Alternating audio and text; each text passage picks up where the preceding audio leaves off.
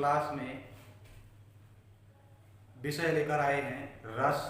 इसे हम काव्य रस भी कह सकते हैं। वैसे आज के ज़्यादातर बच्चों की समस्याएं होती हैं कि वह रस को नहीं समझ पाते हैं। तो रस को समझने के लिए चाहे वो जिस क्लास के हों, हमने प्रयास किया है। आज का वीडियो रस पर ही आधारित है। हमने बच्चों की समस्याओं को समझा, उसका निराकरण करने की कोशिश की और उस कोशिश के तहत यह वीडियो बनाया गया है। तो आप लोग सभी इसे देखें, समझें, पसंद करें और एक्टिवेट भी करें या सब्सक्राइब करें। तो अब हम अपने विषय पर आते हैं। आज का विषय है काव्य रस। रस मनुष्य के लिए एक महान अनुभूति है, चाहे ये खाद्य रस हो। खाद्य रस में रस 6 प्रकार के होते हैं, उसी तरह मनुष्य अनुभूति में भी रस अनेक प्रकार के हैं।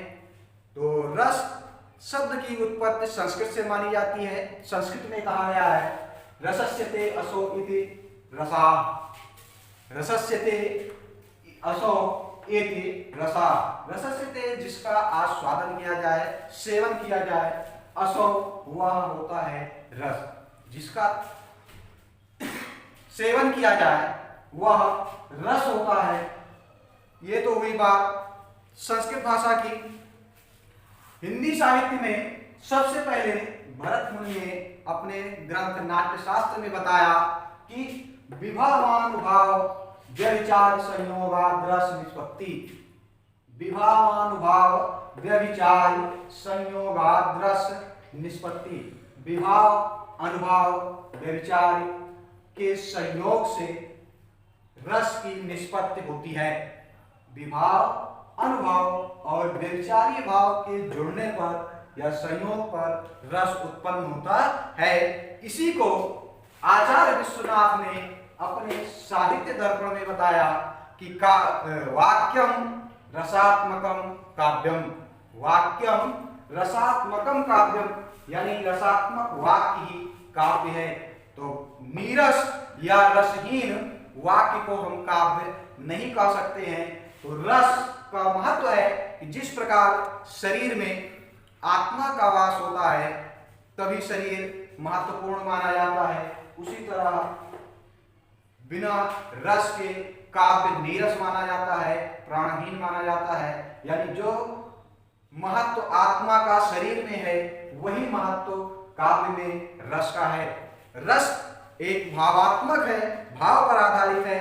रस को या रस का आधार भाव को माना जा सकता है। और भाव मन के विकार होते हैं जो 2 तरह के होते हैं, एक अस्थाई होता है और दूसरा संचारी भाव होता है। एक अस्थाई भाव होता है और दूसरा संचारी भाव होता है। अस्थाई भाव वह भाव है जो मनुष्य के हृदय में हमेशा विद्यमान रहता है, भले ही वह सुप्तावस्था में हो और उचित अवसर या अनुकूल अवसर पाकर वह जागृत होकर रस में बदल जाता है। उसी को हम अस्थाई भाव कहते हैं। या फिर ऐसा कह सकते हैं कि सहृदय के व्यक्ति में जो भाव हमेशा अस्थाई रूप से विद्यमान रहता है उसे हम अस्थाई भाव कहते हैं। यह उचित अवसर या अनुकूल अवसर पाकर जागृत होकर रस में परिणत हो जाता है और इसी के आधार पर हम रसों को भी बांटते हैं। यह अस्थाई भाव 9 प्रकार का मुख्य रूप से होता है और कुल 11 प्रकार के माने जाते हैं। कुछ विद्वानों ने इसी के आधार पर रसों को 9 प्रकार का और कुछ ने 11 प्रकार का इसे माना है। कहीं कहीं पर इसके 10 प्रकार भी माने जाते हैं। तो आए हम देखें अस्थाई भाव के आधार पर रसों के प्रकार। अस्थाई भाव है रज, रस का नाम है श्रृंगार रस। अस्थाई भाव है हास, तो रस का नाम है हास्य रस। अस्थाई भाव शोक, तो रस का नाम करुण रस। अस्थाई भाव क्रोध, तो रस रौद्र। उत्साह से वीर रस, भय से भयानक रस।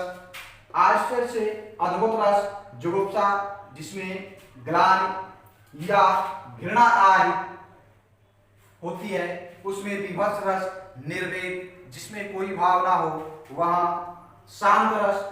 संतति विषय करती हो, यानी पुत्र आदि के प्रति जहाँ भाव हो वहां वात्सल्य रस होता है, इसे वत्सलता भी लिख सकते हैं।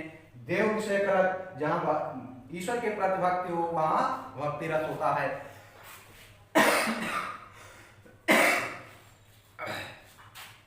तो ये हुआ अस्थाई भाव। अस्थाई भाव के आधार पर रस कुल 11 प्रकार के और मुख्य रूप से 9 प्रकार के माने जाते हैं। अब हम देखते हैं कि जिसके आधार पर यह रस उत्पन्न होता है या जो रस की परिभाषा है, उस परिभाषा में कौन कौन से शब्द आए हैं उनके बारे में जानना चाहेंगे। तो पहला शब्द है विभाव, अनुभाव, व्यभिचारी भाव। इस प्रकार हम रस को परिभाषित कर सकते हैं कि विभाव, अनुभाव और व्यभिचारी भाव, जिसे हम संचारी भाव भी कहते हैं, के संयोग से रस उत्पन्न होता है। अस्थाई भाव की चर्चा हम कर चुके हैं। अब हम चर्चा करते हैं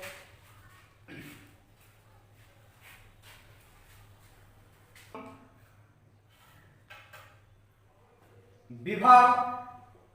यह रस का कारण होता है। जिस व्यक्ति ने किसी वस्तु के कारण, किसी पदार्थ के कारण रस उत्पन्न होता है तो वह पदार्थ विभाव कहलाता है। विभाव 2 तरह का होता है। एक होता है आलंबन विभाव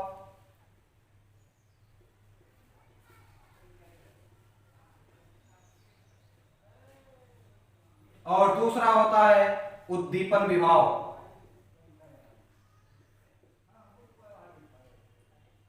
विभाव को हम रस का कारण भी कह सकते हैं।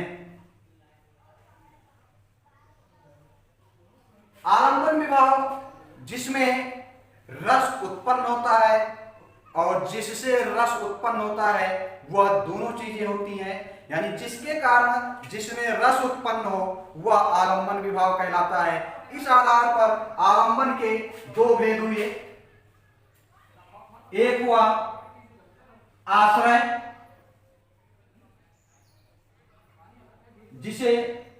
जिसमें रस उत्पन्न होता है उसे हम आश्रय कहते हैं। आश्रय के अंतर्गत दर्शक, पाठक अथवा श्रोता आ सकते हैं या आते हैं। और दूसरा होता है विषय। यह मुख्य रूप से कारण होता है। इसमें वस्तुएं, कहानियां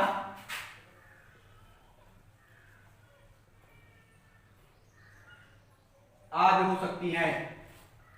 अब हुआ उद्दीपन विभाव। उद्दीपन विभाव है वस्तु में ऐसी क्रियाएं, ऐसी दृश्य जिससे रस उत्पन्न हो, वह उद्दीप्त या जो रस को प्रेरित करे उसे उद्दीपन विभाव कहते हैं। वस्तु में रस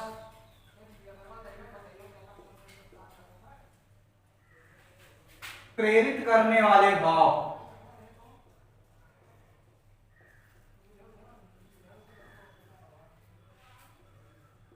ये हुआ उद्दीपन विभाव।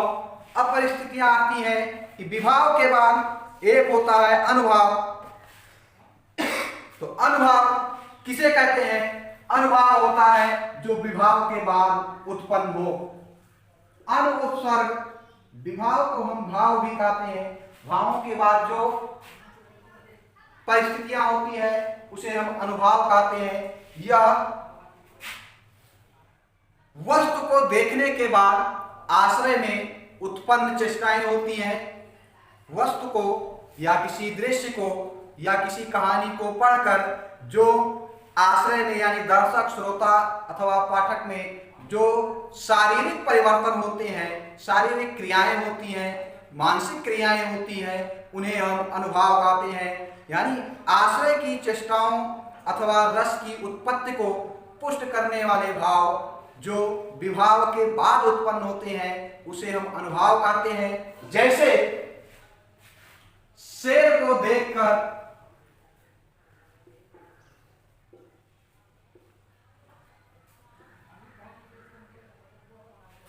मनुष्य जूता निकालकर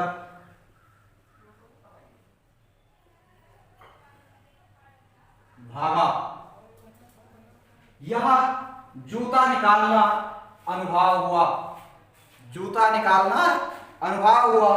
तो शेर आलंबन हुआ, मनुष्य आश्रय हुआ, जूता निकालकर भागना ये अनुभव हुआ।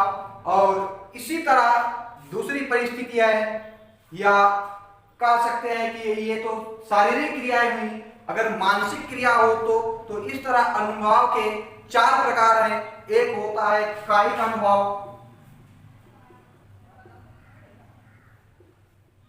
कायिक अनुभव में आता है मनुष्य की कृत्रिम शारीरिक क्रियाएं।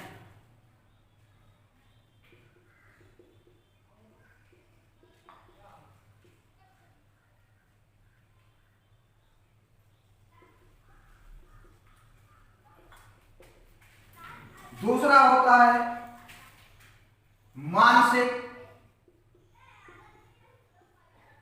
अनुभव। इसके अंतर्गत आते हैं हर्ष, विषाद, प्रसन्नता आदि, हर्ष आदि। तीसरा है आहार अनुभव।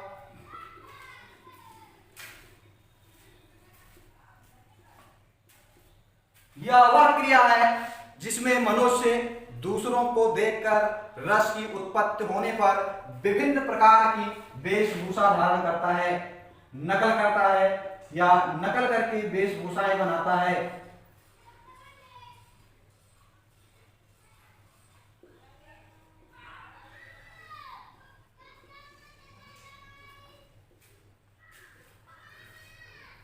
और चौथा अनुभव है सात्विक अनुभव।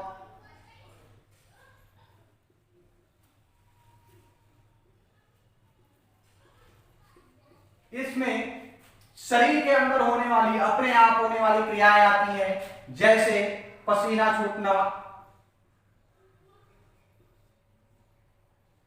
रोए खड़े होना आदि। अब आई बात संचारी भाव की।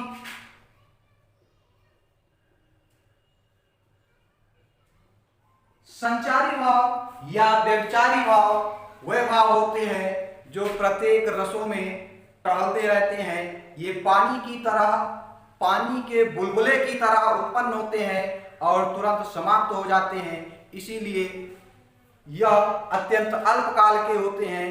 एक रस, एक संचारी भाव सभी रसों में दौड़ता है, सभी में छलांग लगाता है, सभी रसों का हो सकता है, इसलिए इसको व्यभिचारी भाव भी कहते हैं। तो यह अलग अलग प्रकार के होते हैं। जिस प्रकार नदियों में या समुद्र में उठने वाली लहरें समुद्र में आकर विलीन हो जाती हैं, उसी तरह अनेक प्रकार के संचारी भाव अस्थायी भाव में विलीन होकर एक रस की उत्पत्ति करते हैं। आचार्यों के अनुसार संचारी भाव की संख्या 35 मानी गई है। तो इस तरह विभाव, अनुभाव एवं संचारी भाव मिलकर के एक अस्थायी भाव बनाते हैं, जिससे रस की उत्पत्ति होती है। तो इस तरह ये हुआ रस के विषय में चर्चा कि रस किसे कहते हैं। तो रस की परिभाषा हुई कि संचारी विभाव, अनुभव एवं संचारी भाव के संयोग से रस की उत्पत्ति होती है। रस कितने होते हैं? तो अस्थायी भाव के आधार पर मुख्य रस 9 होते हैं और कुल 11 रस होते हैं। तो अब हम रस के प्रकार के आधार पर श्रृंगार रस की चर्चा करते हैं। आइए देखें श्रृंगार रस किसे कहते हैं, इसके कौन से उदाहरण हैं।